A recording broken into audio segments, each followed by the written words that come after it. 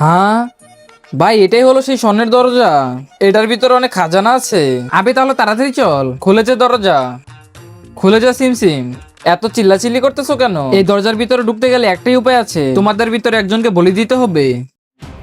বলি? আমি দেব না বলি? আমিও তো দিবই না। চল টস করি, আক্কার বাক্কার বাম বেবো, 80-90 পুরে শো।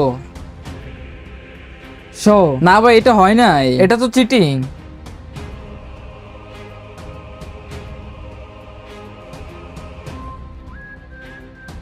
হ্যাঁ ভাই, এখানে তো অনেক খাজানা।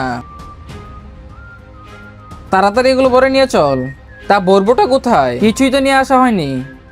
আব্বে কতটা বোকা তুই, থাক আমি নিয়ে আসতেছি। এই বস্তা ভরে স্বর্ণ নিয়ে আসবো। খুলে যা দরজা। কি তুই কি ভুলে গিয়েছিস ভিতরে ঢুকতে গেলে বলে দিতে হবে? ভাই এদিকে আসেন, একটু কাজ আছে। তার আগে দেখবো কে শয়তানকে হারিয়ে মা বাবাকে ভালোবাসতে পারে। আর যে মা বাবাকে ভালোবাসে সে চ্যানেলটাকে লাইক সাবস্ক্রাইব করে দিবে। আর যে শয়তানকে ভালোবাসে তার লাইক সাবস্ক্রাইব করার দরকার নেই। আবে কি মেয়ের মতো সাজদাছস? আবে এতটুকু খাজানা পেয়ে খুশি হয়ে যাচ্ছ? আমার ভিতরে আসো, এখানে অনেক হীরা আর ডায়মন্ড আছে, অনেক দামি দামি হীরা।